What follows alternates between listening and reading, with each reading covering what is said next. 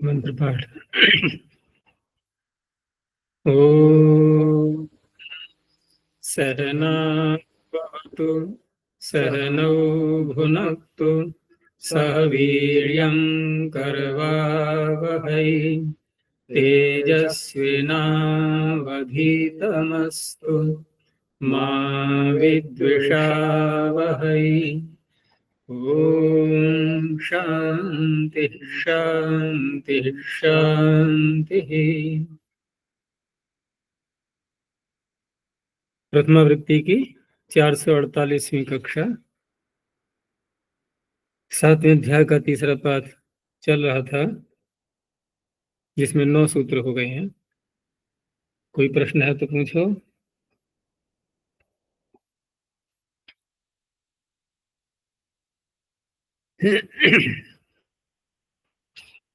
वृद्धि के इस प्रकरण में पीछे जो सूत्र आए थे तीसरे पाठ में, उसमें अलग अलग वृद्धि को रोक करके जो और कार्य किए गए थे,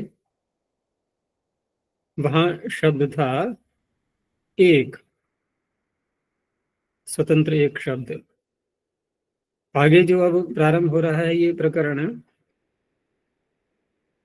उसमें कुछ दो दो शब्द भी आए थे समास वाले, उनके भी कुछ सूत्र थे। लेकिन अब जो सूत्र आगे आएंगे वो समस्त पद ही आएंगे, और वहां पर समस्त पद होने पर भी अंग संज्ञा जब पूरे की कर लेते हैं तो वहां आदि अच को जो वृद्धि प्राप्त होती है, तो वहां आदि अच को न हो करके उत्तर पद के आदि अच को होगी, पूरे शब्द के आदि अच को न हो करके। तो उसका प्रकरण प्रारंभ हो रहा है। सूत्र है उत्तर पदस्य। उत्तर पदस्य षष्ठी एक वचनांतम, अधिकार सूत्र है ये। पीछे से संबंध जुड़ जाएगा कि उत्तर पदस्य अचामाते रच स्थाने वृद्धि भवति। इस तरह से आगे अर्थ बनेगा। उदाहरण इसके आगे आ जाएंगे। तो अगला सूत्र देखते हैं, वहीं से उदाहरण प्रारंभ हो जाएंगे कि अवयवाद ऋतो हो। अवयवाद पंचम एक वचनांतम ऋतो हो षष्ठ एक वचनांतम। अब यहाँ दो शब्द हैं, अवयव और ऋतु। तो यदि यहाँ पर स्वरूप से इन शब्दों को ले लें तो क्या अर्थ बनेगा सूत्र का कि अवयव से उत्तर ऋतु शब्द के आदि अच को वृद्धि होती है। यही तो होगा ना। तो ये ठीक रहेगा अर्थ। यानी कि शब्द क्या बनेगा फिर समास होकर के, क्या बनेगा? हम्म अवयव और ऋतु का समास करके क्या बनेगा? अवयव और ऋतु। अर्थ क्या होगा इसका? कुछ भी नहीं। ऋतु का अवयव, तो ऋतु कौन सी? तो इस तरह से अर्थ संगत नहीं होगा। तो क्या करेंगे, स्वरूप से हटेंगे थोड़ा और अर्थ पर जाएंगे। अवयव का जो अर्थ है, ऐसे ही ऋतु। तो कैसे बोलते हैं उसको? वाची, अवयववाची, ऋतुवाची। तब ये सार्थक बनेगा सूत्र। तो अवयववाचिनः पूर्व पदार्थ उत्तरस्य। उत्तर में कौन होगा? ऋतुवाचिनः, वो ऋतुवाची होगा। तो ऋतुवाचिनः उत्तर पदस्य अचामादिरचः स्थाने वृद्धिर्भवति नीति णीति किति तद्धिते परतः। इस तरह से यहाँ पर अब समास करेंगे हम, और समास करेंगे तो ऋतुवाची शब्द तो अगला होगा, ठीक है ना। उस शब्द के साथ में अवयव उसको कहने के लिए, तो अवयव कहने के लिए पूर्व अपर आदि ऐसे शब्द लगाएंगे कि ऋतु का पूर्व भाग, ऋतु का अपर भाग, ये ऋतु का बन जाएगा अवयव। तो पूर्व अपर आदि का समास करेंगे ऋतुवाची शब्द के साथ में। तो वहां समास कौन करता है? क्योंकि हमें अवयव अर्थ लेना है, एक देशी अर्थ लेना है, एक प्रकार से एक देश, उसका एक देशी का एक देश। तो पूर्वापरा धरोत्तरम एक देशिना एकाधिकरणे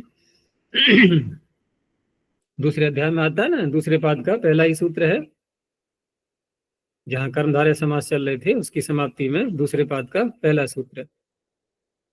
तो उससे पूर्व शब्द के साथ में ऋतुवाची जो शब्द है, जैसे यहाँ पहला उदाहरण क्या है, पूर्व वार्षिकम, तो वर्ष ऋतुवाची है। तो उसका समास करके अब पूर्व वर्ष का अर्थ क्या हो गया? वर्षा का पूर्व भाग, वर्षा ऋतु आ गई, अब उसका पूर्व भाग, प्रारंभ का भाग, उसको कहने के लिए शब्द बनेगा। तो विग्रह कैसे करेंगे? क्योंकि वर्ष का उसका बहुवचन में ही प्रयोग करना है। और पूर्वापरा धरोत्तर जो सूत्र है, ये जब एक देश के साथ में समास करेगा तो षष्ठी समास ही तो होगा, वहां षष्ठी विभक्ति आएगी, तो षष्ठी समास का अपवाद ही कहलाता है वो, षष्ठी समास की प्राप्ति होने पर। तो विग्रह करते समय कैसे बोलेंगे? पूर्वम वर्षाणाम। अब यहाँ वर्षाणाम बहुवचन देख करके ये मत समझ लेना कि वर्ष यानी कि साल और उनका पूर्व भाग, ऐसे नहीं, ऋतु का ही है ये, लेकिन बहुवचन में ही प्रयोग आना है। तो पूर्वम वर्षाणाम, वर्षा ऋतु का पूर्व भाग, इस तरह से विग्रह होता है। अपरम वर्षाणाम, वर्षा ऋतु का अपर भाग। तो पूर्व और वर्ष। अब यहां जब शब्द बन गया, अब उसमें तद्धित का कोई अर्थ लाएंगे, तो भवार्थ ले लो। भवार्थ लेकर के, और वहां पर वर्षाभ्यष्टक, इसका अलग सूत्र है। वर्षाभ्यष्टक से भव अर्थ में ठक प्रत्यय हो जाएगा। अब ठक प्रत्यय होने के बाद आदि अच को वृद्धि प्राप्त हो रही थी, यानी कि पू को, पू में जो ऊ है उसको वृद्धि प्राप्त हो रही थी। लेकिन अवयवाद ऋतु ने क्या कहा कि अवयववाची शब्द से उत्तर ऋतुवाची के आदि अच को वृद्धि होगी, तो वा की आ को वृद्धि होकर के पूर्व वार्षिकम, वर्षा ऋतु के पूर्व भाग में होने वाला, ये अर्थ इसका हो गया। ऐसे ही अपर वार्षिकम। दूसरा एक शब्द और ले लिया है इन्होंने ऋतुवाची, हेमंत। हेमंत ऋतु होती है। अब वहां पर भी ऐसे ही पूर्व शब्द का हेमंत शब्द के साथ में समास कर लेंगे पूर्वापरा धरोत्तर से, और वहां भी भव अर्थ में प्रत्यय करना है। तो उसके लिए फिर सूत्र हेमंत का एक अलग से बनाया गया कि सर्वत्र अणच तलोपश्च। तो हेमंत शब्द के त का लोप भी करेगा ये। तो हेमंत में से त हटा दें तो क्या रहेगा? हेमन, नकार तक ही तो रह गया, अण प्रत्यय हो जाएगा, सर्वत्राण च तलोपश्च, अण प्रत्यय और तकार त का लोप।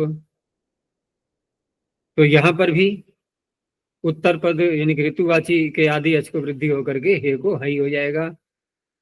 तो पूर्व हई मनम, अपर हई मनम।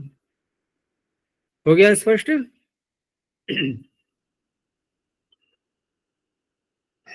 अब ये उत्तर पद का अधिकार कहां तक जाना है?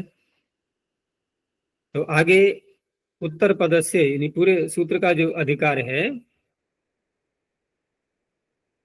ये जाएगा आगे 31 संख्या के सूत्रों तक। तो 31 संख्या पे सूत्र कौन सा है? 31 पे आ रहा है यथा तथ यथा पुरयोः पर्यायेण। ठीक है ना, यहां तक ये अधिकार चलता है इसका।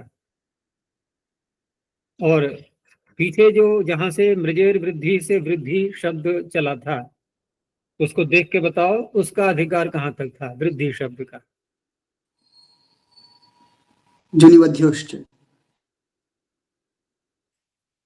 उसका थोड़ा सा आगे और भी था, ठीक है ना, लेकिन इसका अधिकार यहीं तक जाना है आगे।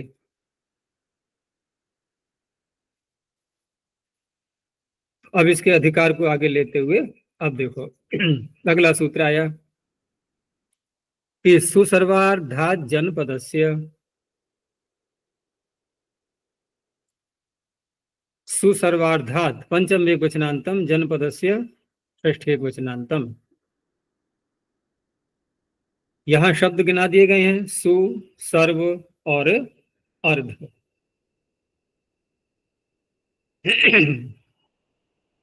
तो सु, सर्व और अर्ध है, ये इन शब्दों से उत्तर लेना है। और आगे आ रहा है जनपद से, तो यहां भी देखो जनपद स्वरूप से नहीं लेना है। अब जनपद शब्द को स्वरूप से नहीं लेना है, यहां भी जनपद वाची अर्थ लिया जाएगा।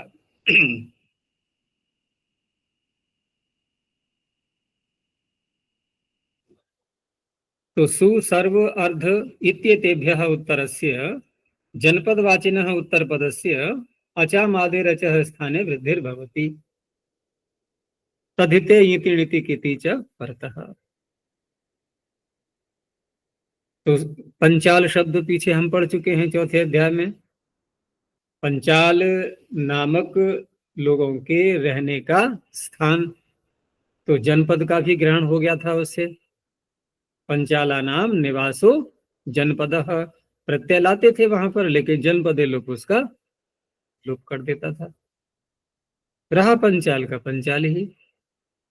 अब ये हो गया जनपदवाची। तो यहां पर भी हमें समास किसी और के साथ करना है, तब ये उत्तर पद के रूप में आएगा। तो वो शब्द बता दिए गए हैं कि कौन कौन से शब्दों के साथ में समास करेंगे, सु, सर्व और अर्ध, इन्हीं के साथ में करना है।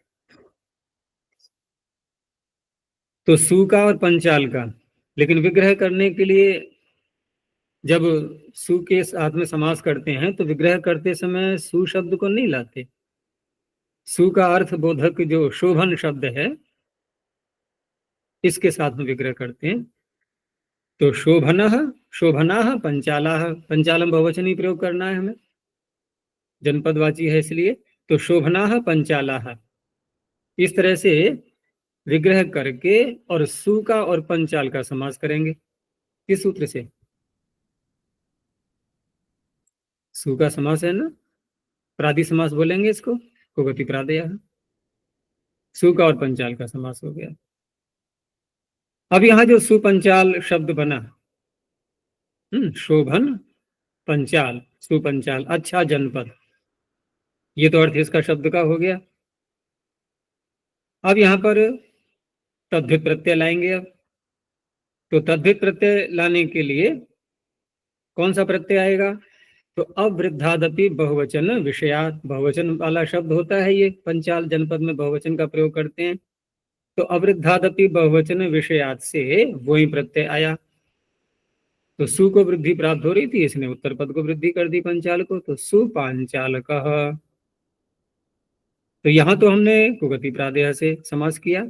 अगला जो सर्व और अर्ध, तो सर्व शब्द के लिए पूर्व कालिक सर्व जरत पुराण नव केवलाः समनाधिकरणेन, कर्मधारय समास कर लेंगे सर्व का और पंचाल का।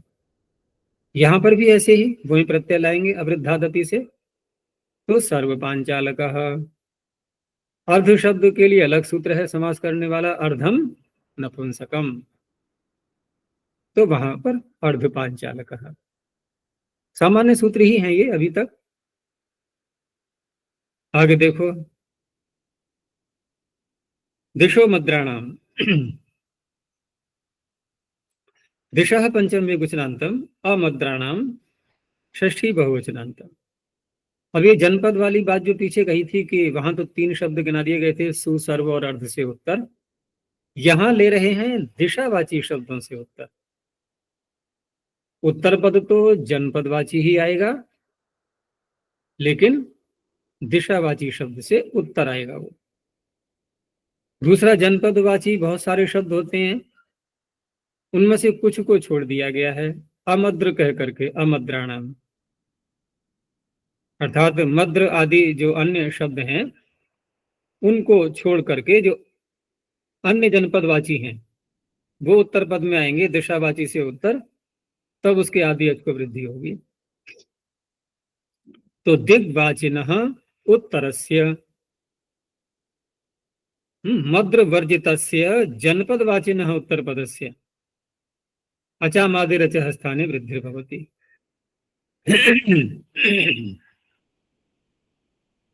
अब जैसे एक तो पूर्व सूत्र में ही हमने पंचाल शब्द को देखा ही था, जनपदवाची, जो कि मद्र नहीं है, मद्र को छोड़ना है ना केवल, तो पंचाल को तो ले ही सकते हैं। तो यहाँ पूर्व शब्द के साथ में पंचाल शब्द का समास हो गया। किससे करेंगे समास? वही पहले जो बोला था मैंने, पूर्वापरा धरोत्तर मेघदेशिना एकाधिकरण। पूर्व का और पंचाल का समास हो गया। पूर्वेषु पंचालेषु भवः, ये तद्धित का अर्थ आ गया।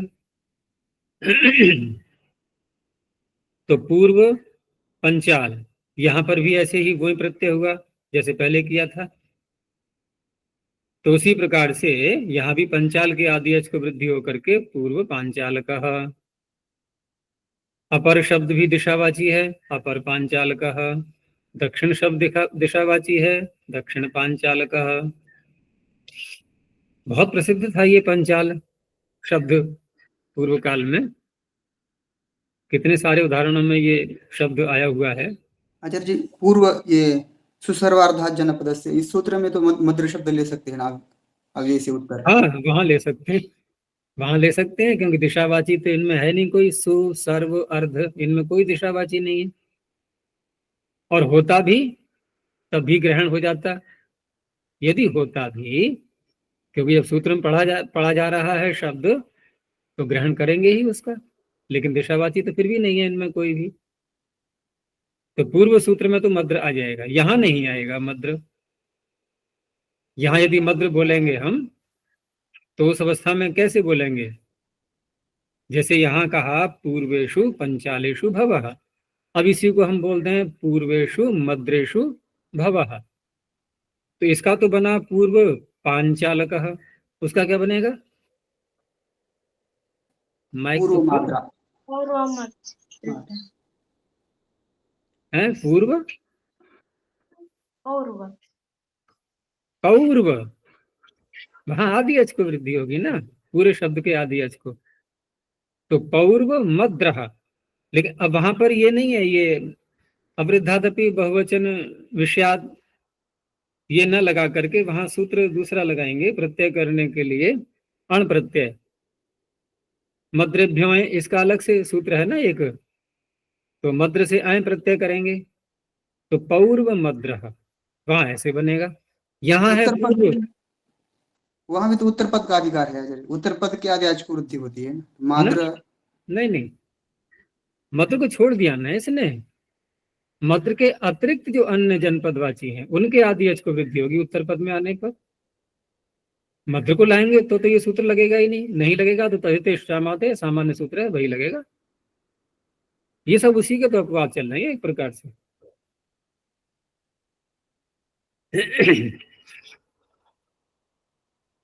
एक और सूत्र आया। अच्छा जी, लेकिन ये दिशावाची है, दिक् संख्या संज्ञा, तद्धितार्थ उत्तर पद समाहारे च, तद्धितार्थ है ना?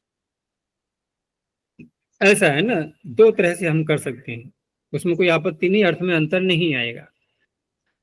हम यदि दोनों शब्दों को पृथक पृथक रखते हुए विशेषण विशेष्य दोनों का प्रयोग कर रहे हैं और दोनों में अलग अलग विभक्ति भी ला रहे हैं, जैसे पहले हमने किया था शोभना पंचाला, ये अलग बना लिया हमने सुपंचाल, ठीक है। यहाँ क्या किया हमने, यहाँ पूर्व पंचालानाम ऐसे न कह करके यहाँ कह दिया हमने, जो इन्होंने विग्रह दिखाया उसकी बात कर रहा हूं मैं।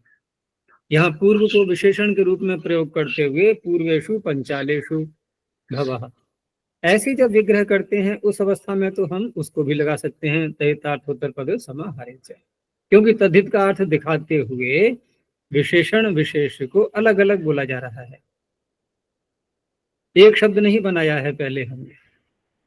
तो भवार्थ में ये समास कर देगा, समास तो वही हो रहा है, कोई अंतर नहीं पड़ता उसमें। तत्पुरुष समास का ही प्रकरण चल रहा है सारा, वो कर्मधारय है तब भी तत्पुरुष ही है वो। और यदि हम पूर्व को और पंचाल को पहले बना लेंगे, पूर्वापरा धरोत्तर से, अगर इसे समास करेंगे, ठीक है ना, एक देशी समास कहते हैं इसके लिए, है वो भी कर्मधारय, तो वहां पर भी हम जब पहले ही बना लिया हमने शब्द, तो उस अवस्था में अब विग्रह करते समय पूर्व पंचालेशु, अब ऐसे करके विग्रह करेंगे। फिर अर्थ में तो अंतर कोई भी नहीं आना है, तो दोनों शैलियां चलती हैं, कैसे भी कर लो। भवार्थ तदितार्थ दिखाने से पहले समास कर लेना, और तदितार्थ दिखाते हुए, विग्रह करते हुए तदितार्थ दिखाया, वहां पर समास अभी किया नहीं है, उस समय वो सूत्र समास कर देता है। फिर तदितार्थ त्रिपद समाहारे च। आगे है प्राचाम ग्राम नगराणाम। अब यहाँ जनपद शब्द तो हट गया, दिशः शब्द आगे आ गया पिछले सूत्र से। तो प्राचाम षष्ठी बहुवचनांतम, ग्राम नगराणाम षष्ठी बहुवचनांतम। अब यहाँ भी ग्राम और नगर ये भी स्वरूप से नहीं लिए जाएंगे, ग्रामवाची और नगरवाची, इस तरह से गांव के नाम होने चाहिए या नगरों के, और कहां पर होने चाहिए, तो प्राचाम। अब प्राच्य देश कहां से प्रारंभ करेंगे सीमा कहां से ली जाएगी इसकी, कि देखो यहां से यदि इधर को जाएंगे हम पूर्व दिशा की ओर, तो ये प्राच्य देश कहलाएंगे। तो पाणिनि अपनी अष्टाध्यायी कहाँ बना रहे हैं, कौन से देश में, आर्यावर्त देश में बना रहे हैं ना, भारत में, तो इसी देश में ही तो हम प्राच्य को देखेंगे। अब अमेरिका में बैठ करके बना रहे होते तो वहां पर देखते फिर। इस तरह से प्राच्य देश, अब यहाँ भी हम सीमा कहाँ से रखेंगे, ये तो व्यवहार के ऊपर है कि ये शब्द कैसे प्रयोग में आते रहे होंगे, अर्थात इशु काम शमी आदि उदाहरण जो आ रहे हैं, ये कौन से प्रांत में किधर को रहे होंगे। इतना तो निश्चित है कि वो प्राच्य देश ही कहलाएगा, वहां पर जहां भी ये इस नाम वाले ग्राम या नगर आए हैं, वो प्राच्य देश ही कहलाएगा। तो ये तो सब इतिहास में जैसा प्रयोग हुआ है उसके आधार पर निर्भर करता है। तो प्राचाम ग्राम नगराणाम, प्राचाम देशे दिग्वाचिनः उत्तराणि यानी ग्राम नगराणि, ग्रामवाचिनी नगरवाचिनी, तेषाम अजाम आदेरचः स्थाने वृद्धिर्भवति, तद्धिते इति नीति किति परतः। तो पूर्व शब्द दिशावाची वो पहले बोलेंगे, तो पूर्व और इशु कामशमी, अब ये दो शब्द हैं यहाँ पर, तो यहाँ पहले इन दोनों का समास करके इनको एक शब्द बना लेंगे। जैसे पूर्वाच, क्योंकि इशु कामशमी स्त्रीलिंग में है ये, पूर्वाच असौ इशु कामशमी च, ठीक है ना। तो यहाँ पर दिक् संख्ये संज्ञायाम, उसी के ऊपर वाला तदितार्थोत्तर पद समाहारे च के ऊपर जो सूत्र है दिक् संख्ये संज्ञायाम, उससे समास हो जाएगा। और समास करके शब्द क्या बन गया, अब पूर्वेशु कामशमी। अब सूत्र के अनुसार यहाँ क्या माना जाएगा, पूर्व शब्द हो गया दिशावाची, इशु कामशमी हो गया ग्रामवाची, और प्राच्य देश में। अब पूर्वेशु कामशमी शब्द से हमें तद्धित के अर्थ में प्रत्यय लाना है, तो भव अर्थ में प्रत्यय ले आएंगे। अब भव अर्थ में प्रत्यय यहाँ आएगा कौन सा, तो दिक् पूर्व पद जो शब्द होते हैं वहां पर यहाँ प्रत्यय किया गया है, दिक् पूर्व पदाद असंज्ञायाम यहाँ, तो यहाँ प्रत्यय करके अब यहाँ पर वृद्धि जो पू को प्राप्त हो रही थी वो ना हो करके उत्तर पद के आदि अच को हो गई, इशु काम शमी के एकार को वृद्धि हो गई, और उसके बाद फिर वृद्धि एक आदेश करके पूर्वैषु काम शमी, और यहाँ का अ यस्य पीछे लगा करके पूर्वैषु काम शमः अपरैषु काम शमः, ठीक है ना। अच्छा ये भैया, दिक् संख्य संज्ञायाम से जो हमने समास किया तो पूर्वेषु कामशमी ये संज्ञा हो गई, और दिक् पूर्व पदार्थ असंज्ञायाम यहाँ पूर्वेषु कामशमः ये संज्ञा नहीं है। नहीं नहीं, संज्ञा, हाँ वो तो खैर ईशु कामशमी जो है संज्ञा ही थी वहां ना, ग्राम का नाम था वो तो, और उसका पूर्व भाग है तो हम संज्ञा का ही तो पूर्व भाग ले रहे हैं, तो वो तो हमने उससे समास कर लिया। लेकिन जो भव अर्थ में हम जो प्रत्यय लाना चाह रहे हैं, जो वस्तु वहां की होने वाली है वो संज्ञा नहीं है। अर्थात पूर्वैषु कामशमः शब्द का जो अभिधेय है वो संज्ञा नहीं है, इसलिए असंज्ञायाम यहां लगेगा। एक और शब्द लिया, क्या लग रहा है यहाँ कौन सा शब्द हो सकता है? कार्ष्ण मृत्तिकः, तो कृष्ण मृत्तिका ही तो बनेगा, कृष्ण मृत्तिका शब्द बन जाएगा। तो वहां पर भी ऐसे ही समास करके, और यहां प्रत्यय कौन सा आएगा? पूर्व कार्ष्ण मृत्तिकः अपर कार्ष्ण मृत्तिकः, यहां भी यहां प्रत्यय से ही करेंगे। यहां प्रत्यय करके, तो कृष्ण मृत्तिका शब्द के आदि अच को क्री को वृद्धि हो गई कार्ष्ण मृत्तिका। ये तो हो गए ग्रामवाची। नगरवाचियों में पाटलिपुत्र को ले लिया है और कान्य कुब्ज को ले लिया है, तो पूर्वस्मिन पाटलिपुत्रे भवः, यहां पर चरितार्थ में समास कर लो क्योंकि विग्रह वैसे ही किया गया है। तो पूर्व पाटलिपुत्र, ठीक है ना, पूर्व पाटलिपुत्र। अब यहां पर तद्धित में कौन सा प्रत्यय लाएंगे तद्धित के अर्थ में? तो पाटलिपुत्र ये जो शब्द है पाटलिपुत्र, तो रोपधेतु प्राचाम, रोपधेतु प्राचाम सूत्र से यहां पर रोपध होने के कारण से कौन सा प्रत्यय आएगा? वोय, वोय प्रत्यय आ गया। तो वोय प्रत्यय आकर के पाटलिपुत्र में वृद्धि आदि अच को करेंगे तो क्या बन जाएगा? क्या बन जाएगा? वही रहेगा, क्या बनेगा? और तो बस ये हुआ कि पू को वृद्धि नहीं हो पाई है, इतना ही तो अंतर आया है। वहां वृद्धि होकर के आ को आ ही होगा। तो पूर्व पाटलिपुत्र कहा, अपर पाटलिपुत्र कहा, और ऐसे ही उसमें भी है कान्य कुब्ज में भी, वहां भी वृद्धि करके क्या बनेगा? वही रहेगा। मतलब पूर्व शब्द नहीं बन पाया है, बस इतना अंतर आ गया है। तो पूर्व कान्य कुब्ज, अपर कान्य कुब्ज, ये नगरवाचियों के उदाहरण हो गए।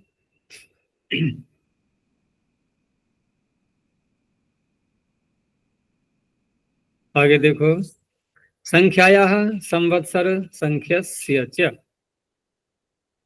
संख्यायाः पंचम एकवचनान्तं, संवत्सर संख्यस्य षष्ठी एकवचनान्तं च व्यापदम्। अब यहां पर संख्या शब्द तो पूर्व में आ जाएगा, संवत्सर शब्द और आगे शब्द है संख्य। तो संवत्सर तो चलो ठीक है, हमें दिखाई दे रहा है, स्वरूप से ले लेंगे, लेकिन संख्या क्या है? ये संख्या का तात्पर्य भाई जिस जो संख्याएं होती हैं उनसे किसी की गिनती की जाती है, किसी वस्तु का हम मात्रा में कितनी है वो है, अलग अलग जो पड़े हुए हैं वो कितनी संख्या है, जब ऐसे बोलते हैं तो वो क्या हो जाते हैं? संख्या। तो वो तात्पर्य यहाँ पर संख्या, संख्या हम कहते किसको है? संख्या जो शब्द बनता है ये इसका अर्थ कैसे निकलता है? सम्यक। देखो ख्या धातु किस अर्थ में आती है? प्रकथन, और प्रकथन में प्रकृष्ट कथन। तो प्रकृष्ट जब शब्द लगा दिया, प्र लगा दिया, तो वहां संदेह तो रहना नहीं चाहिए। अब भाई इतनी प्रकर्षता से कोई बात कही जा रही है तो संदेह क्यों रहेगा? हम जब किसी वस्तु पदार्थों की जब गिनती कर लेते हैं तो निश्चय हो जाता है ना कि हाँ ये वस्तुएं इतनी है। तो सम्यक ख्यायते अनया इति संख्या। अच्छी प्रकार से प्रकथन किया जाता है जिसके द्वारा। तो वो कौन है? एक, द्वि, त्रि, चतुर, ये सारे शब्द, ये संख्या इस तरह से कहलाते हैं ये। तो संवत्सर शब्द को अलग कर दिया है, क्योंकि संवत्सर कोई संख्यावाची नहीं है ये, इसको हम संख्या नहीं कह पाएंगे। ये तो एक बहुत सारे जो दिन होते हैं उनका एक समूह बन जाता है, और संख्या एक अलग अलग होती है, तो उसको अलग से लिया है। तो संवत्सरश्च संख्याच। अब सूत्र का अर्थ क्या बन जाएगा? क्योंकि पूर्व पद में भी संख्यावाची ही शब्द होना चाहिए, तो संख्यायाः उत्तरस्य संवत्सर शब्दस्य संख्यायाश्च अचामादेरचः स्थाने वृद्धिर्भवति तदिते इति नीति कृति परतः। अब संख्या से आगे संवत्सर आएगा तो अलग प्रकार का एक शब्द बनेगा, और संख्या से आगे संख्या भी आ सकती है, पूर्व पद भी संख्या, उत्तर पद भी संख्या। तो दोनों संख्याएं होती हैं तो अर्थ क्या बनेगा उसका? एक साथ हम दो दो संख्याएं बोलेंगे तो एक साथ हम बोलते नहीं है क्या? 10 के आगे बोलना जरा, 10 के आगे एकादश, तो 1 और 10 ये दो नहीं बोले हमने, द्वादश, त्रयोदश। ये क्या हो रहा है सब? ये समास करके ही तो बनाते हैं। ऐसी और आगे बढ़ जाओ, एक विंशति, तो एक और विंशति का समास नहीं किया क्या? ऐसे बनती है संख्याएं, ये संख्या के आगे संख्या आ जाती है। और यदि हम किसी एक संख्या को ही, यहाँ तो हमने चलो 1 बोला, 2 बोला, 3 बोला, अब जैसे लिया हमने यहाँ जो उदाहरण आएगा, जैसे षष्ठी शब्द को लिया, तो षष्ठी का अर्थ हो गया 60। अब 60 को हम अलग कर दें और द्वि लगाएं उसके पूर्व विशेषण के रूप में, तो 2 60 कितने बन जाएंगे? 62। देखो समास में अंतर आ जाता है। अगर हमें 62 बोलना है तो हम कैसे समास करेंगे? द्विका और षष्ठी का समास कैसे करेंगे? द्वंद्व करेंगे ना, फिर द्वंद्व करेंगे, 2 और 60। अब 2 और 60 का अर्थ 120 नहीं होगा, 2 और 60 का अर्थ होगा 62। 2 और 60, तो 2 2 ही तो रहेगा। और यदि हमने विशेषण बना दिया, अब हम द्वंद्व समास नहीं कर रहे हैं, अब हमने बना दिया द्वि को विशेषण, षष्ठी का विशेषण बना दिया, अब क्या अर्थ होगा? अब हो जाएगा 120। हो जाएगा कि नहीं? द्वे षष्ठी, यानी कि 60 को 2 बार बोलना है, 2 और 60 नहीं, 60 ही 2 बार हो गया, तो समास से अंतर आ जाता है। तो उस तरह से लेना है। तो पहले संवत्सर का दिया उदाहरण, द्वौ संवत्सरौ। अब तद्धित का अर्थ लाना है ना, तभी तो वृद्धि का प्रसंग आएगा। तो अधीष्टः, भृतः, भूतः, भावी, ये सारे अर्थ पढ़ लिए हैं पीछे हमने। तमधीष्टो, तमधीष्टो, भृतो, भूतो, भावी। कितने अर्थ हैं उसमें? भृत, भूत, भावी, इन अर्थों में समास करना है। अर्थात किसी ने 2 संवत्सर तक, अब यहां अधीष्ट अर्थ लिया जैसे, तो पढ़ा उसने, 2 संवत्सर तक भृत धारण किया, 2 संवत्सर तक हुआ, या आगे होगा, भावी का अर्थ भविष्यत काल के लिए ले लेंगे, आगे होगा। तो उस विषय को, उस वस्तु को, उस कार्य को कहा जाएगा द्विसांवत्सरिकः। अब ये पढ़ने वाला भी हो सकता है, जो वस्तु धारण की गई है, रखी गई है संभाल करके 2 साल तक, वो हो सकती है, ठीक है ना, या कुछ उत्पन्न हुआ है 2 साल का हो गया, अथवा 2 साल का होगा, इन सब अर्थों को कहने के लिए। तो प्रत्यय कौन सा करेंगे? तमधीष्टो सूत्र से ठय प्रत्यय। तो संवत्सर को वृद्धि हो गई, द्वि को नहीं हुई, तो द्विसांवत्सरिकः। ऐसे ही आगे संख्या से उत्तर संख्या ले लो, अब जो अभी उदाहरण दे रहा था मैं। तो द्वे षष्ठी अधिष्टो भृतो भूतो भावी वा। 120, अब ये 120 दिन कहलाएंगे। अगर हम अधिष्ट भृत भूत भावी कह रहे हैं तो वैसे अनिवार्य नहीं है कि हम दिन ही बोले, घंटे भी तो कह सकते हैं, 120 घंटे। वो 60 क्या है? देखो, संख्या कभी भी स्वयं में अकेले प्रयोग में आती है क्या? हमने कहा 60, तो प्रश्न उठेगा क्या? फिर कहते हैं हम 60, तो 60 क्या हम 60 शब्द को समझाने के लिए कह रहे हैं? कोई वस्तु है ना जो कि 60 संख्या में है, तो संख्या सदा विशेषण बनती है। स्वतंत्रता से इनका प्रयोग जो हम करते हैं वो तो ठीक है कि हम अपनी स्मृति को ताजा करने के लिए गिनती कर रहे हैं, याद कर रहे हैं, किसी को सुना रहे हैं 1 2 3 4 5 6 7 8 9 10, देखो हमें यहाँ तक संख्याएं याद हैं, ये तो अलग बात हो गई एक। लेकिन जब प्रयोग करेंगे, वाक्यों में बोल रहा हूँ, वाक्यों में प्रयोग करेंगे तो वहां पर क्या संख्या स्वतंत्र रूप से प्रयोग कर सकते हैं? कहीं पर भी सदा विशेषण के रूप में आनी होती है। वो भले ही प्रसंग चल रहा है किसी चीज का पहले से और हमने केवल संख्या बोल दी, लेकिन अर्थ तो उसका वही होगा विशेषण के ही रूप में। जैसे सर्वनाम शब्द बोलते हैं, ये भी तो बनते हैं ना विशेषण, ऐसे ही संख्या। तो षष्ठी शब्द यहाँ बोल दिया, तो षष्ठी किसका विशेषण है? दिन का, महीने का, वर्ष का, घंटे का, मिनट का, ये प्रसंग के अनुसार पता लगेगा। तो यहाँ क्या माना जाए? अधिष्ट अध्ययन किया किसी ने, 120 घंटे अध्ययन किया, ऐसे बोलेंगे?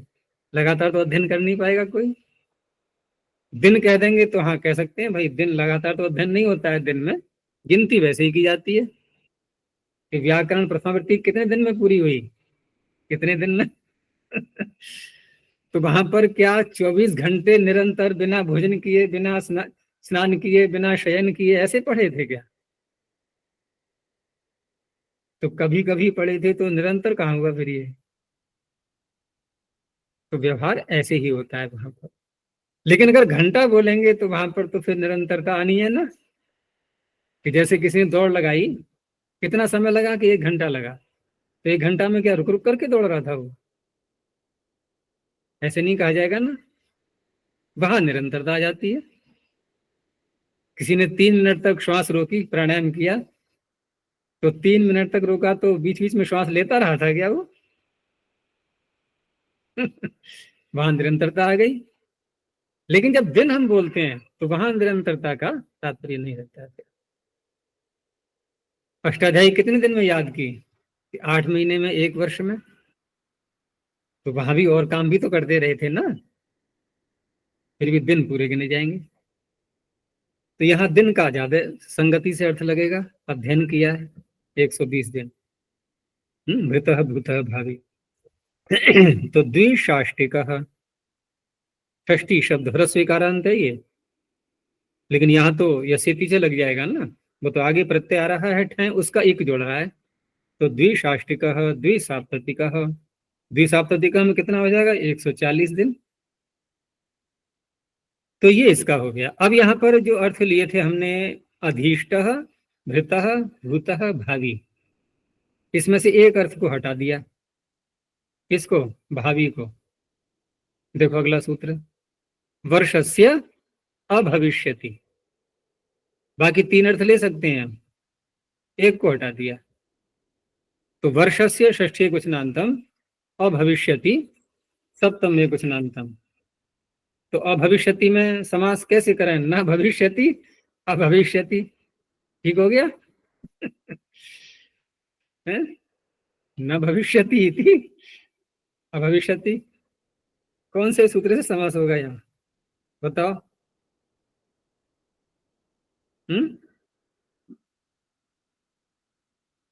किस सूत्र से करें?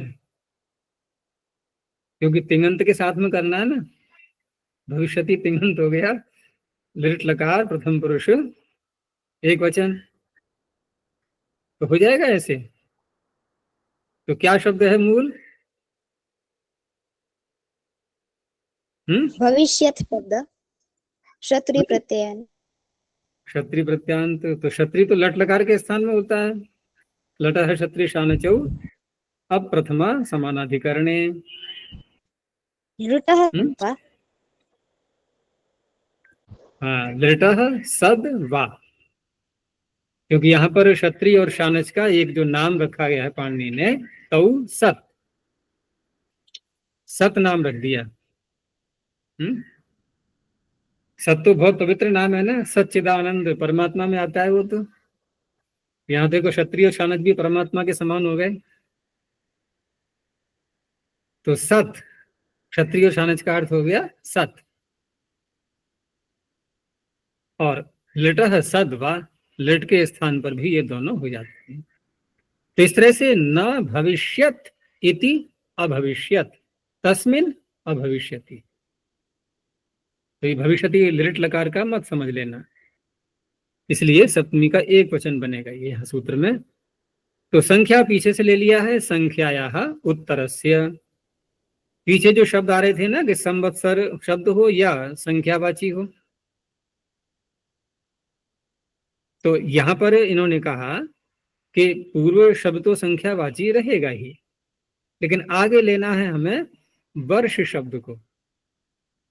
क्या पिछले सूत्र में हम वर्ष ले सकते थे?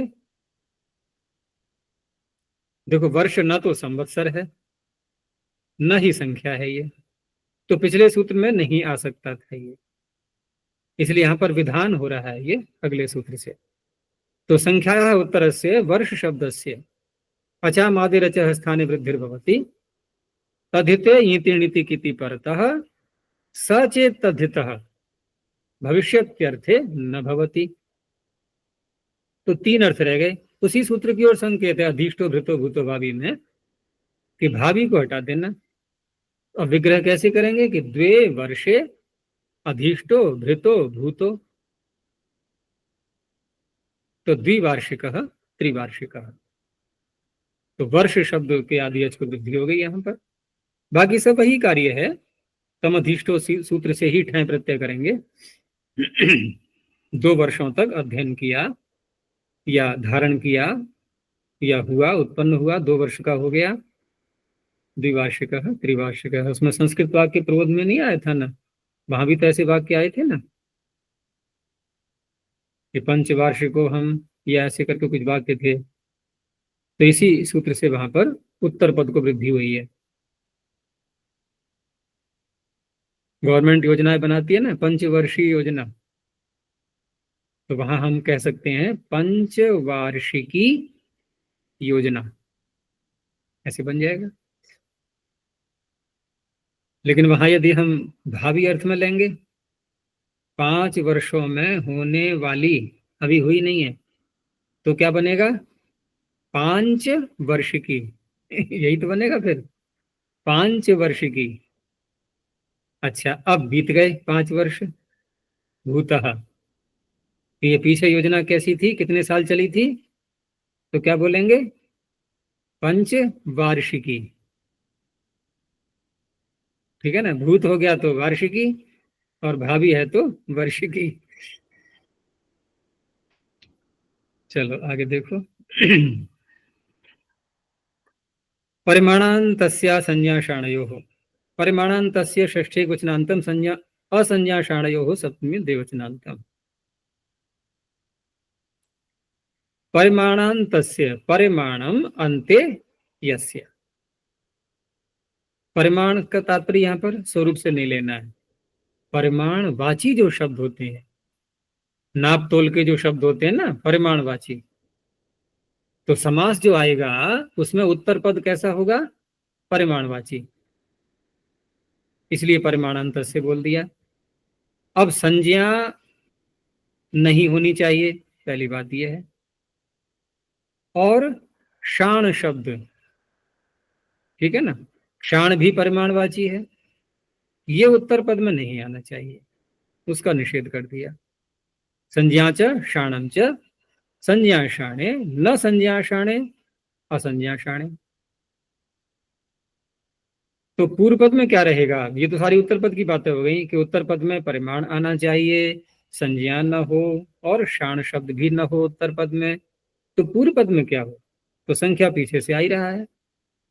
तो संख्यायाः उत्तरस्य, परिमाणान्तस्य अंगस्य अचामादेर अच स्थाने वृद्धिर्भवति। तद्धिते ञिति णिति किति परतः संज्ञायां विषये शाणे च उत्तरपदे न भवति। संज्ञायां विषय न भवति, शाणे च उत्तरपदे न भवति, क्योंकि परिमाणवाचियों में शाण शब्द भी आ गया, वो उत्तर पद में आएगा तो ये सूत्र नहीं लगेगा। अब उदाहरण देखो कि द्वौ कुडवौ प्रयोजनम अस्य। अब ये कितने परिमाण के रहे होंगे ये शब्द उस समय जब प्रयोग में आते रहे होंगे। जैसे कुडव, तो वो देख लेना कोश में कितना परिमाण कहा जा रहा है इससे। तो दो कुडव इसका प्रयोजन है, ठीक है ना। तो सूत्र ही है जो तद्धित के अर्थ में प्रत्यय करता है, प्रयोजनम, इतना ही सूत्र है बस, उससे ठय प्रत्यय हो जाएगा। तो संख्यावाची आ गया पूर्व में द्वि शब्द, परिमाणवाची आ गया कुडव, ये हो गया परिमाणांत। और संज्ञा अथवा शान शब्द है नहीं यहाँ पर, न संज्ञा अर्थ में है ये, तो कुडव शब्द को वृद्धि होगी अब, क्योंकि प्रयोजनम सूत्र से जो ठय प्रत्यय हुआ है वैसे बनता द्वई कुडविकः, अब बनेगा द्वि कौडविकः। सुवर्ण शब्द भी स्वतंत्र रूप से ये स्वर्ण सोने का वाचक भी होता है, लेकिन यहाँ क्या है, परिमाणवाची। मनुस्मृति में तो बहुत आए थे ना ये शब्द ऐसे, तो परिमाणवाची ये सुवर्ण शब्द का यहाँ प्रयोग किया गया है कि द्वाभ्याम सुवर्णाभ्याम कृतम। अब सुवर्ण एक परिमाणवाची, उसका दुगना कर दिया गया कि इतने मात्रा में कोई वस्तु दे करके किसी अन्य पदार्थ को खरीदा गया है। तो द्वाभ्याम सुवर्णाभ्याम कृतम द्वि सौवर्णिकम। तो यहाँ पर सुवर्ण शतमानयो रूप संख्यानम एक वार्तिक दिया हुआ है, उस वार्तिक से जो प्रत्यय करेंगे यहाँ पर, तो वहां वैसे तो ये जो सारे शब्द बन रहे हैं हमारे, ये द्विगु भी तो बन रहे हैं ना, संख्या पूर्व में आ रही है तो द्विगु बन रहे हैं। तो अध्यर्थ पूर्व द्विगुण लुक संज्ञायाम से प्रत्यय करेंगे, इससे लुक हो जाना चाहिए। लेकिन यहाँ पर सुवर्ण शतमान रूप संख्यानम जो वार्तिक से विकल्प करता है ये, तो हमारा उदाहरण कब बनेगा, जिस पक्ष में प्रत्यय का लुक नहीं किया जाएगा तब ये उदाहरण बनेगा। अगर लुक कर देंगे तब तो कोई बात ही नहीं, फिर तो वृद्धि भी प्राप्त नहीं होनी है नलमतांग से। तो जिस पक्ष में लुक नहीं होगा तब बनेगा द्वि सौवर्णिकम। ऐसे ही निष्क शब्द है, ये भी परिमाणवाची है, तो द्वि नैष्किकम। लुक का यहाँ पर विकल्प किया गया है, सुवर्ण शतमानयो रूप संख्यानम ये वार्तिक दिया हुआ है, उसी लुक वाले सूत्र पर है ये, अध्यर्थ पूर्व द्विगुण लुक संज्ञायाम नहीं, उस पर है ये विभाषा कार्षापण सहस्राभ्याम, हाँ उस पर आया हुआ है। तो विभाषा कार्षापण सहस्राभ्याम में सुवर्ण और शतमान में लुक का विकल्प है यहाँ। और ये जो नैष्कम और ये सौवर्णिकम जो नहीं नैष्किकम, यहाँ पर द्वित्री पूर्वान निष्कात, ठीक है ना, यहाँ पर भी विकल्प से लुक करता है ये। तो जिस पक्ष में लुक नहीं होगा तब के लिए है ये द्विनैष्किकम। चलो आगे देखो, जे परोष्ठ पदानाम, जे सप्तम एक वचनांतम परोष्ठ पदानाम षष्ठी बहुवचनांतम। ये जो यहाँ पर जे शब्द दिया है ये जन धातु से ड प्रत्यय करके जो ज बनता है उसका सप्तमी का है ये। तो पाणिनि क्या कहना चाह रहे हैं यहाँ जे कह करके, क्योंकि यहाँ तो उत्तर पद की वृद्धि का प्रसंग चल रहा है, तद्धित प्रत्ययों के परे रहते, तो तद्धित प्रत्यय जिन अर्थों में आते हैं वहां देखना है मैं कि जे का अर्थ ज का अर्थ क्या घटाएंगे हम। तो वहां ज का अर्थ क्या घटेगा, जात अर्थ, तत्र जाता है ना, तो जात अर्थ की ही ओर संकेत हो रहा है ये जे शब्द से, यानी कि जात अर्थ में।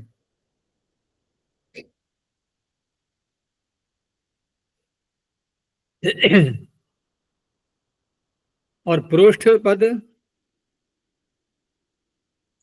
पद में यहाँ दिया है बहुवचन का प्रयोग, सूत्र में देखो परोष्ठ पदानाम। तो परोष्ठ पदानाम में बहुवचन निर्देश होने के कारण से पर्यायवाची शब्द भी लिए जाएंगे, ठीक है ना। और प्रोष्ठ शब्द मूल है वैसे प्रोष्ठ पदा, और नक्षत्र के लिए जो प्रयोग में आता है, और उसी का एक दूसरा पर्यायवाची शब्द है भद्रपदा। तो दोनों शब्दों का यहाँ पर ग्रहण हो जाएगा बहुवचन कहने से। तो जातार्थे यह प्रत्ययो विहितः तस्मिन् तद्धिते परतः प्रोष्ठपदानाम उत्तर पदस्य अचामादे रचः वृद्धिर्भवति। अर्थात जात अर्थ में जब तद्धित प्रत्यय आएगा कोई ईत, उस अवस्था में जब उत्तर पद में प्रोष्ठ पद या उसका पर्यायवाची भद्रपदा जो शब्द हैं, प्रोष्ठपदा भद्रपदा, इनका जब प्रयोग होगा तो उनके आदि अच को वृद्धि होगी। अब उदाहरण देखो कि प्रोष्ठ पदासु जातः, कोई बच्चा उत्पन्न हुआ प्रोष्ठपदा नक्षत्र में, तो वहां पर प्रोष्ठ और पदा, अच्छा मूल शब्द क्या है ये यहां पर, पाद है या पदा है? देखो प्रोष्ठ शब्द जो है ना, इन्होंने टिप्पणी में दिया भी है, प्रोष्ठ शब्द का अर्थ हुआ भद्र, और भद्र से भी यहाँ पर एक केवल अच्छा अर्थ न लेकर के गौ अर्थ लिया गया।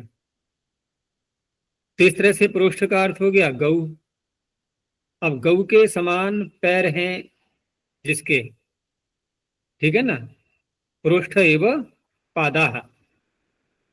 तो यहाँ पर समासांत पाद शब्द के स्थान पर पद आदेश हुआ है। सूत्र बोलो, सुप्रात सुष्व, बोलो आगे।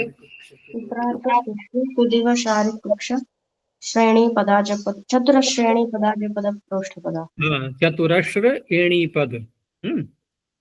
तो वहां पर आया है शब्द ये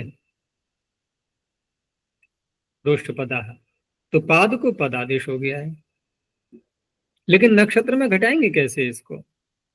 तो नक्षत्र में वहां जब देखते हैं तो ये आकृतियां बन जाती है ना, जो तारे हमें दिखाई देते हैं रात्रि में अलग अलग, तो वहां पर कोई इस तरह से संकेत दिखाई देता होगा कि गाय के पैर के समान इस तरह से कोई आकृति बन जाती होगी, इस तरह से नाम पड़ा है ये सब ज्योतिष का विषय है अलग से। तो उन्हीं को यहाँ पर प्रोष्ठपदा और भद्रपदा कहा गया है।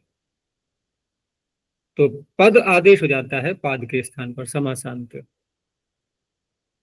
तो विग्रह करते समय तो हमें समास करके जो शब्द बना है प्रोष्ठपदा, उसी से विग्रह करना है।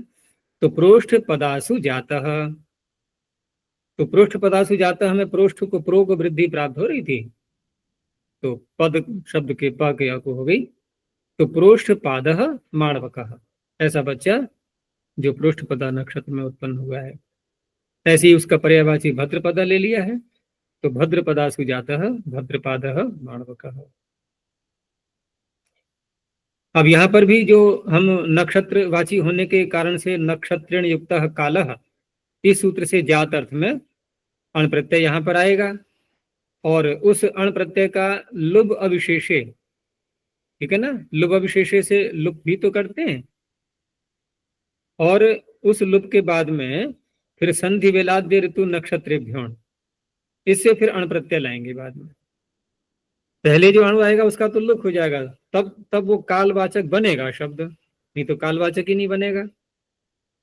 कालवाचक बनाने के लिए नक्षत्रेण युक्त कालः, इससे अण प्रत्यय ला करके उसका लुप हो जाएगा, और उसके बाद फिर जात अर्थ में अण प्रत्यय करके अगला शब्द बनाएंगे।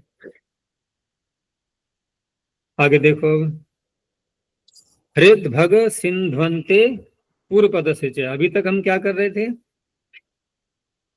उत्तर पदस्य का अधिकार कहा था मैंने, आगे जाएगा काफी दूर तक, लेकिन यहां अब एक शब्द और जोड़ा इसमें, पूर्व पदस्य। तो पूर्व पदस्य कह करके हम उत्तर पद की आदि अच की वृद्धि का निषेध नहीं कर रहे हैं, ठीक है ना। आदि अच की, उत्तर पद के आदि अच की वृद्धि को नहीं रोका जा रहा है, अपितु पूर्व पद के आदि अच की वृद्धि को बढ़ाया जा रहा है। तो देखा होगा पीछे कभी हमने प्रयोग किया होगा कि उभय पद वृद्धि बोलते हैं, नहीं, इसी को बोलते हैं उभय पद वृद्धि। ऐसा नहीं है जैसे उत्तर पदस्य का अधिकार है तो कोई उभय पदस्य का भी अधिकार मिल जाएगा। ये उभय पद बन तो गए, अब उत्तर पदस्य पीछे से आ रहा है, पूर्व पदस्य यहाँ जोड़ दिया, हो गए उभय पद। अब यहां से उभय पद वृद्धि चलेगी 25 संख्या तक, अर्थात 7 सूत्रों तक, ठीक है ना, 7 सूत्रों में चलेगा ये। तो उसमें पहला सूत्र आया ये हृद भग सिंध्वन्ते सप्तम में कुशनांतम पूर्व पदस्य षष्ठी कुशनांतम च व्यपदम। अब यहां पर ये दिखाना है इनको कि उत्तर पद में क्या होगा।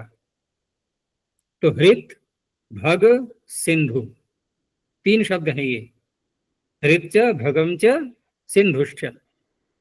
इनका फिर अंत शब्द के साथ में बहुरी समास करेंगे। हृद भग सिंधु अंते यस्य, बहुरी समास हो गया। अर्थात पूरा शब्द समास करके जो बनेगा वो कैसा आएगा कि जिसके अंत में हृत भग या सिंधु इन 3 शब्दों में से कोई शब्द होगा। तो हृत भग सिंध्वंत ऐसा शब्द होगा वो। तो हृद भग सिंधु इत्यवम अंते अंगे, ऐसा जो अंग है जिसमें ये शब्द अंत में आ रहे हों। तस्य पूर्व पदस्य उत्तर पदस्य च अचामादि रचः स्थाने वृद्धिर्भवति। अब पूर्व पद में भी हो जाएगा, यद्यपि पूर्व पद में हम कहें तो तहितिष्ठामादेह से ही हो सकता था या नहीं, उससे हो सकता था, लेकिन यहां यदि ये सूत्र ऐसा बन जाए हृद भग सिंध्वन्ते और पूर्व पद से शब्द न कहा जाए तो उत्तर पद का ही तो अधिकार चल रहा है, उत्तर पद को ही तो होनी थी, पूर्व पद पर तो रोक लग जाती। तो अब इससे पूर्व पद को भी निर्दिष्ट कर दिया गया कि वहां भी वृद्धि हो जाएगी, वैसे नहीं प्राप्त हो पाती उससे। अब देखो शब्दों को, तो हृद आना चाहिए अंत में या भग या सिंधु। तो पहला शब्द लिया हृद वाला, तो सुहृदय। अब सुहृदय जो शब्द बना है ये कैसे बनाएंगे? सुहृदय का अर्थ क्या है? अच्छा हृदय या अच्छे हृदय वाला? क्या लग रहा है? अच्छा हृदय, अच्छे हृदय वाला।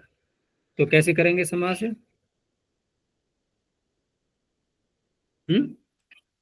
शोभनम हृदयम यस्य, ठीक है ना, जिसका हृदय अच्छा है। तो यहां जब समास करेंगे तो हृदय शब्द के स्थान पर कौन सा आदेश होता है? हृद। आदेश। हृदयस्य हृल लेख यद अण लास लासेशु। तो कौन सा प्रत्यय यहां दिखाई दे रहा है? कौन सा प्रत्यय करेंगे? हृदय को हृत आदेश करने के लिए देखो सुहृदय शब्द तो बन गया है, शोभनम हृदयम यस्य ये बन गया है सुहृदय। अब सुहृदय का भाव हमें कहना है, भाव अर्थ में, कर्म अर्थ या भाव अर्थ है। गुण वचन ब्राह्मणादिभ्य कर्मणि च, एक तो ये सूत्र है गुण वचन ब्राह्मणादिभ्य कर्मणि च। यहाँ श्यय प्रत्यय की निवृत्ति कहाँ से आ रही है? वर्ण दृढ़ादिभ्य श्यय च, उसी के आगे है ना गुण वचन ब्राह्मणादिभ्य। तो यहाँ एक तो श्यय प्रत्यय कर सकते हैं हम भाव में और कर्म अर्थ में, सुहृदय का भाव अथवा उसका कोई किया हुआ कार्य। और दूसरा फिर तस्येदम भी कर सकते हैं, सुहृदय की कोई वस्तु। तो दोनों प्रकार के दे दिए उदाहरण, उन्होंने श्यय का भी दे दिया है और हृद का, उसका अण का भी दे दिया है। तो पहला उदाहरण कौन सा दिखाई दे रहा है? सौहार्द्यम, ये कौन से प्रत्यय का हुआ? श्यय प्रत्यय का। तो श्यय प्रत्यय जब करेंगे तब तो हृत आदेश करने का सूत्र दूसरा होगा, अण प्रत्यय करेंगे तब दूसरा होगा। तो श्यय प्रत्यय में कौन सा करेगा सूत्र हृत आदेश? तो वा शोक श्यय रोगेशु, वो विकल्प करके करता है, ठीक है ना। तो विकल्प करके करेगा जब, तो वहां पर श्यय प्रत्यय जिस पक्ष में होगा, तो हृदय को तो हो गया हृत। अब हृत होने के बाद शब्द बना सुहृत और श्यय का यह है आगे, अब इस सूत्र ने क्या किया है, हृद भग सिंधुवंते ने, इसने क्या किया, इसने उभय पद को वृद्धि प्राप्त करा दी। तो सु का बन गया सौहृद का बन गया हार्द, आ गया जोड़ दो सौहार्द्यम। अब अण प्रत्यय का देख लो, तो सुहृदयस्य इदम, विग्रह तो ऐसे ही करेंगे क्योंकि प्रत्यय लाने से पहले तुम्हारे सामने शब्द सुहृदय इतना ही बना हुआ है। यहां तसेदम से अण करके अब हृदयादेश करेंगे, हृदय से हृलेख यदनलाशेषु।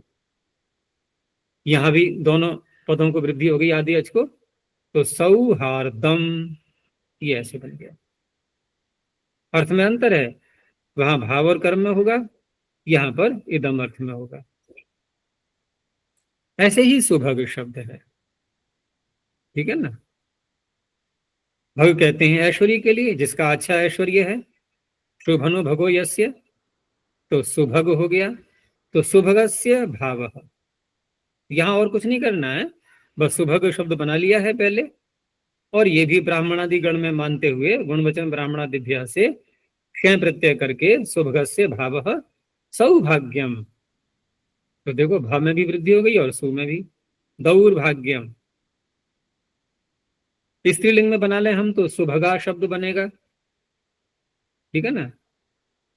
शोभन भग यस्याह, सुंदर ऐश्वर्य, अच्छा ऐश्वर्य है जिसका, तो स्त्रीलिंग में। अब वहां पर अपत्यार्थ में प्रत्यय ला सकते हैं हम, तो अपत्यार्थ में प्रत्यय लाने के लिए इसमें कल्याण्या दीनाम इनंग, ठीक है ना, ये दो कार्य करता है ये। ढक प्रत्यय करेगा और इनंग आदेश भी करेगा जो शब्द है उसके लिए। तो सुभगा से ढक प्रत्यय हुआ सुभगा, और ढ को ए करके सुभगा एय। अब इनंग कहां होगा, इनंग तो मित है ना, तो किसको होगा, निच्च सुभगा। अंतिम अल को होगा ना। तो गा में जो आ है उसको इन कर दो, तो सु भगिन, भगा का बन गया भगिन, सु भगिन, आगे एय। अब दोनों पदों के आदि अच को वृद्धि कर दो, सौ भागिन एय, सौभागिनेय। दुर्भगा शब्द से दौर्भागिनेय, ठीक है। ये तो हो गया भग शब्द का। अब सिंधु रह गया सूत्र में, तो सिंधु शब्द के साथ में समास करेंगे। सक्तु शब्द का समास किया गया है, और सक्तु शब्द का समास ऐसे नहीं हो पाता है, तो वहां पर मध्यम पदलोपी समास करते हैं। एक अर्थ को खोलने के लिए एक शब्द बीच में और बोला जाएगा समास करते समय, विग्रह करेंगे जब, कि सक्तु प्रधानः सिंधवः। अब प्रधान शब्द को हटाना है हमें, तो वहां पर एक वार्तिक आता है शाक पार्थिवा दीनाम च, तो वहां मध्यम पदलोपी समास करते हैं, तो प्रधान शब्द का लोप कर देंगे, सक्तु रह जाएगा और आगे सिंधु। तो सक्तु सिंधु शब्द बन गया अभी ये।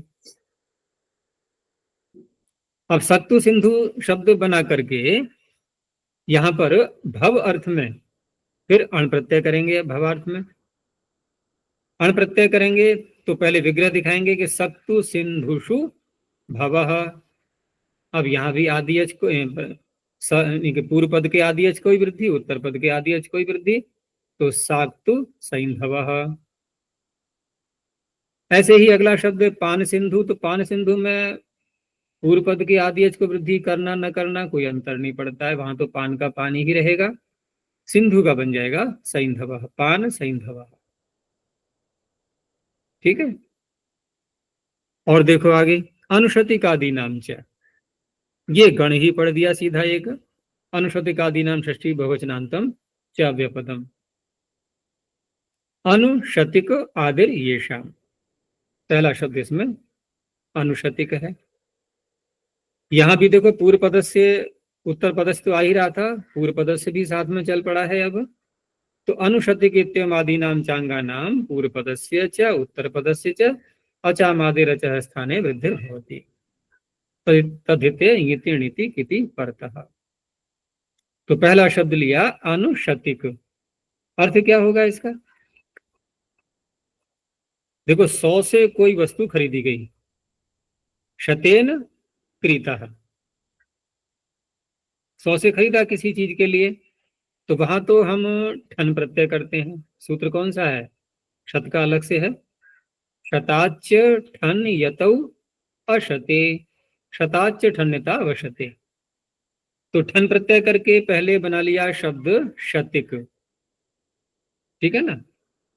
अब शतिक के साथ में फिर अनुशब्द का भी समास करना है हमें। उस वस्तु को किसी ने प्राप्त कर लिया, ठीक है ना। अनुगतः शतिकेन,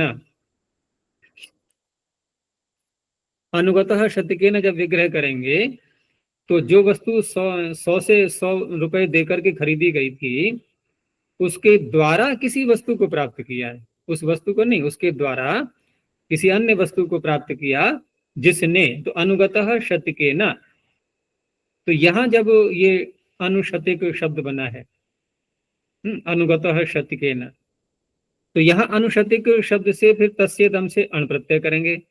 अनुशतिकस्य इदम आनुशातिकम, तो यहाँ पर अनु को भी वृद्धि हो गई और शतिक को भी वृद्धि हो गई। ऐसे ही अनुहोडेन चरति, यहाँ चरति अर्थ में, तो चरति सूत्र अलग से बना हुआ है या नहीं? एक धर्मम चरति वो अलग है, लेकिन चरति सूत्र अकेला है। जैसे तरति ऐसे ही चरति, तो चरति से यहां पर ठक प्रत्यय कर लेंगे। अनुहोडेन चरति आनुहौडिकः। एक शब्द है अनुसंवरण, ये भी अनुशतिकादि गण में है। तो अनुसंवरणे दीयते, अब यहां पर दीयते अर्थ में कौन करता है? तद्धित प्रत्यय, तत्र च दीयते कार्यम भववत, ये दीयते अर्थ में करता है, लेकिन ये प्रत्यय न करके कहता है कि जैसे आप भव अर्थ में प्रत्यय करते हो वैसे ही यहाँ प्रत्यय कर लेना। अब भवर्थ में यहाँ पर प्रत्यय करने के लिए सूत्र लगाते हैं बहुवचो अंतो दाता ठै, तो उसी सूत्र से ठै प्रत्यय यहाँ भी हो गया। तो ठै प्रत्यय करेंगे तब तो बन जाएगा आनुसंवत्सरिकः, अनुसंवरणे दीयते। पहले यहाँ जो विग्रह किया है उसमें एक तो बनाया शब्द इन्होंने आनुसंवरणम और दूसरा है आनुसंवत्सरिकः, तो ठै प्रत्यय भी है और अण प्रत्यय करके ही बना लिया है, दोनों प्रकार से।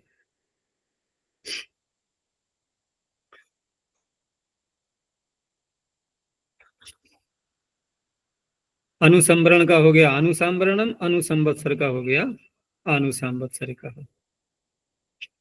एक सूत्र और साथ में ले लेते हैं कि देवता द्वंद्वे च, देवता द्वंद्वे सप्तम एकवचनांतम च व्यपदम। अब यहाँ क्या है? ये सूत्र बहुत सरल है कि पूर्व पद भी देवतावाची हो, उत्तर पद भी देवतावाची हो, दोनों शब्द देवतावाची होंगे।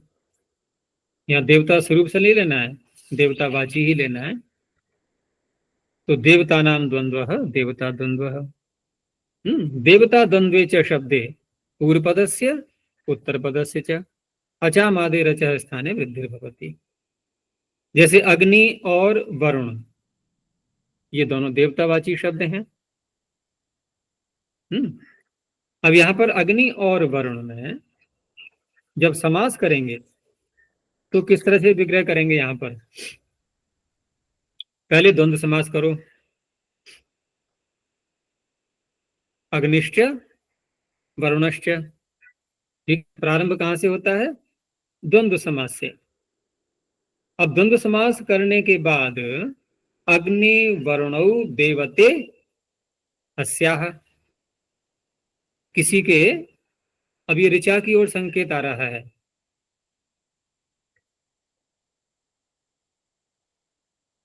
नहीं ये अनड्वाही, अनड्वाही का बनेगा विशेषण। तो अग्नि वरुणे देवते अस्याः। अब यहाँ पर तद्धित प्रत्यय कौन सा लाएंगे? अण, लेकिन सूत्र कौन सा है इसका? देवता अर्थ में जो प्रत्यय करता है, सा से देवता, बहुत प्रसिद्ध सूत्र है, सा अस्य देवता। तो अग्नि वर्णो देवते अस्याः। तो यहाँ पर अग्नि और वरुण का समास किया गया और सा से देवता से अण प्रत्यय किया गया। अब यहाँ पर अण प्रत्यय करने के बाद शब्द क्या बन जाएगा पूरा, उभय पद को वृद्धि करके आग्नि, आग्नि वारुण, ये बना ना, आग्नि वारुण, क्योंकि अण प्रत्यय किया है अभी हमने, लेकिन बनाना है विशेषण हमें अनुद्वाही, स्त्रीलिंग का शब्द है ये, तो स्त्रीलिंग बनाने के लिए टिड्ढाणे से फिर बाद में गीत कर लेंगे। उसका द्वितीय का फिर व्यक्ति का एक वचन है ये, आग्नि वारुणीम अनुद्वाहीम आलभेत। ठीक है। एक चीज यहां पर और ध्यान देने की है कि जब अग्नि शब्द का किसी दूसरे देवतावाची शब्द के साथ में समास करते हैं, तो देखो छठे अध्याय के तीसरे पाद में जो प्रकरण आया था, आनंग ऋतो द्वंद्वे, यहां से आनंग आदेश प्रारंभ हुआ था, लेकिन उस सूत्र ने तो आनंग किया था जो ऋकारांत शब्द हैं उनके लिए, लेकिन उसके आगे क्या सूत्र था, आनंग ऋतो द्वंद्वे के आगे देवता द्वंद्वे च। देखो ऐसा ही सूत्र था ये, जैसा हम यहाँ पढ़ रहे हैं, ये भी देवता द्वंद्वेचा है, वो भी देवता द्वंद्वेचा है। अब होता क्या है कि जब पाठ करते हैं अष्टाध्यायी का, तो यहाँ से वहां पहुंच जाते हैं, वहां से यहाँ जाते हैं, यानी आगे का सूत्र कभी वहां का उठ जाता है, कभी यहाँ का उठ जाता है, हो जाता है नहीं ऐसा। जब एक से सूत्र आते हैं तो पाठ करते करते कहीं से कहीं पहुंच जाते हैं, तो पता लगता है अरे हम तो 7वें अध्याय में थे, ये कहाँ से कहाँ पहुंच गए, 6ठे अध्याय में आ गए। तो ये ध्यान रखना होता है। तो उसका पता कैसे लगता है, बहुलम संतति से इतनी बार आया, 11 12 12 12 कितना है, तो वहां पीछे के सूत्रों से जब क्रम चलता है ना, तो अगला अपने आप उठ जाता है। फिर केवल किसी से कहो कि बहुलम छंदसी के आगे बोलो, क्या बोलेगा वो, वही कहेगा पीछे का तो कोई सूत्र बताओ हमें बताना पड़ेगा, यहाँ अकेले बहुलम छंदसी से नहीं बात बनेगी। तो देखो अच्छा, वहां ईदग्ने है सोम वरुणयोः है, ईदग्ने है सोम वरुणयोः। अभी मैं जा तो रहा हूँ वहां पर, जल्दी क्यों कर रही है अभी वहीं जा रहा हूँ। तो देवता द्वंद्वेचा ने कहा कि देवता वाचियों का आप द्वंद्व समास करोगे तो आनंग आदेश करना पड़ेगा आपको पूर्व शब्द के स्थान में। तो यहाँ पर हम अग्नि का और वरुण का समास कर रहे हैं या नहीं कर रहे हैं, तो अग्नि में आनंग होना चाहिए कि नहीं, ठीक है ना, अग्नि में आनंग होना चाहिए। अब अगला सूत्र बोलो देवता द्वंद्वेचा के आगे। ईदग्ने है सोम वरुणयोः। तो पहले से भाग गई थी वहां पर, अब लेना है नहीं, प्रसंग खत्म पूरा हो गया है समय।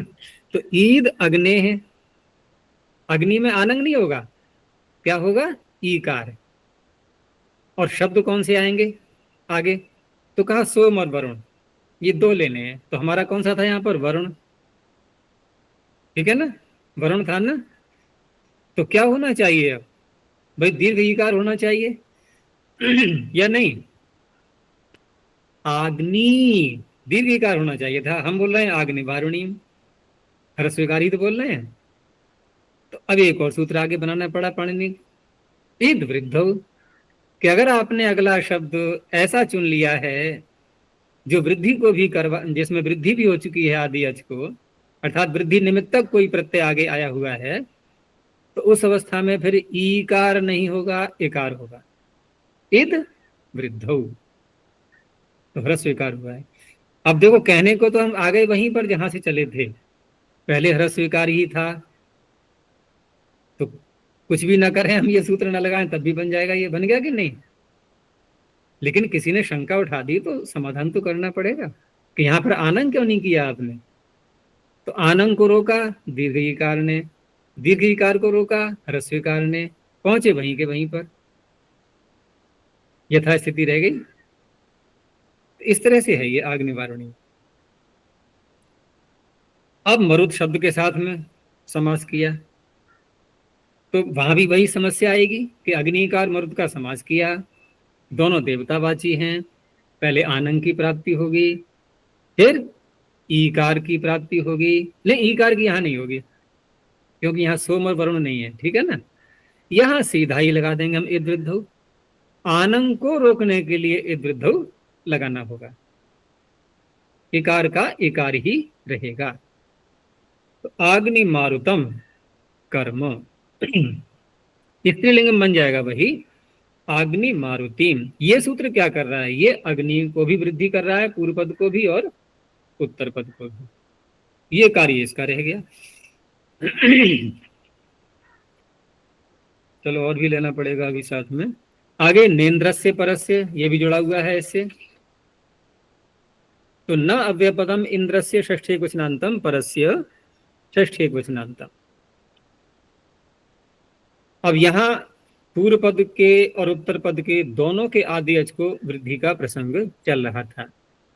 इसने कहा नहीं, यहाँ थोड़ा सा हमें और कुछ विशेष कार्य करना है कि इंद्र शब्दस्य परस्य, परस्य कहा है सूत्र में, इंद्रस्य परस्य न। समास जब करेंगे तो एक शब्द पूर्व पद में आएगा, एक उत्तर पद में आएगा। ये कहाँ होना चाहिए, उत्तर पद, उसी को पर शब्द से बोल दिया है।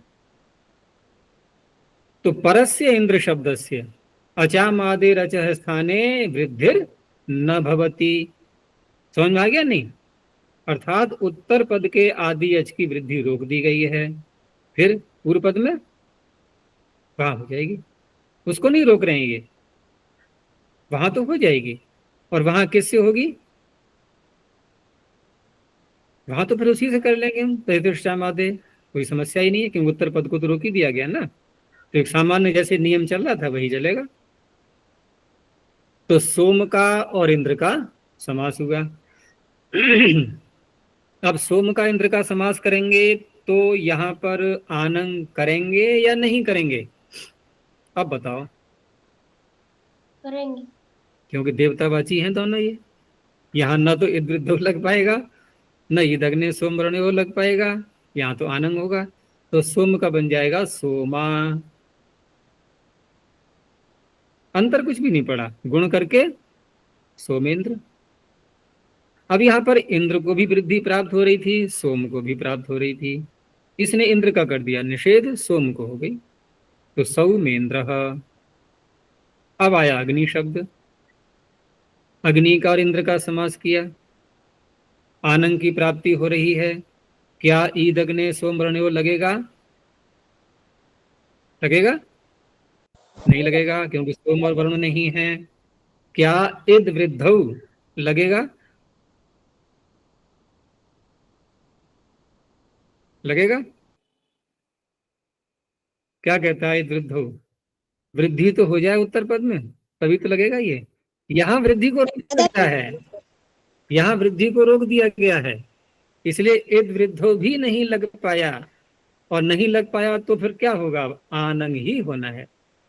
तो अग्नि का बन जाएगा अग्ना, अग्ना और इंद्र, अग्नेन्द्र, आदि अच को वृद्धि कर दो, आग्नेन्द्र। ये इस तरह से बनेगा, ठीक है ना। चलो एक और लो, इसी से जुड़ा हुआ है। दीर्घाच वरुणस्य, दीर्घात पंचमे क्वचनांतम च विपदम वरुणस्य षष्ठे क्वचनांतम। अब देखो यहाँ पीछे कहा था कि इंद्र शब्द यदि उत्तर पद में आएगा तो उसको वृद्धि नहीं होगी। यहाँ कह रहे हैं वरुण शब्द उत्तर पद में आएगा तो वृद्धि नहीं होगी। लेकिन वहां इंद्र शब्द से पूर्व कौन सा शब्द होगा उसके विषय में कोई चर्चा नहीं हुई थी, कोई सा भी हो सकता था। यहाँ पर थोड़ा सा सीमा बांध दी गई है कि पूर्व शब्द जो आएगा वरुण से वो कैसा होना चाहिए, दीर्घ होना चाहिए। तो दीर्घाद उत्तरस्य वरुणस्य क्या बोले, अचामादे रचा स्थाने वृद्धि न भवती ऐसे कह दें, अथवा यद उत्तम तन्न भवती, कहा तो वही गया है ना, तो कोई अंतर तो पड़ता नहीं है, कुछ भी कह दो। तो इस तरह से इसने भी वृद्धि को रोक दिया है। जैसे पूर्व सूत्र ने किया था ऐसे इसने कर दिया है।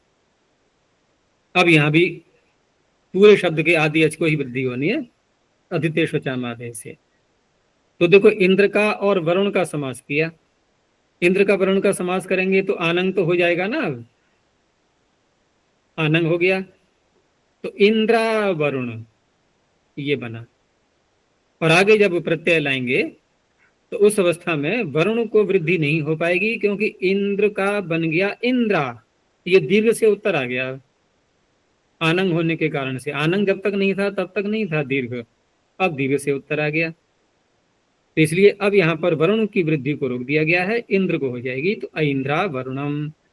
ऐसे ही मित्र शब्द में है, पहले आनंद करके मित्रा वरुण ये बना लेंगे, फिर आदि अच को वृद्धि करके मैत्रा वरुणम। ठीक है, बस यहीं तक रखते हैं। प्रणव ध्वनि। ओ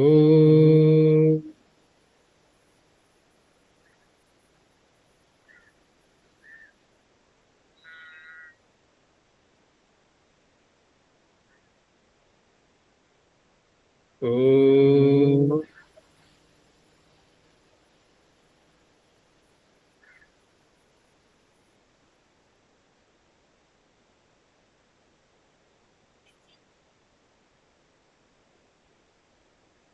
ओ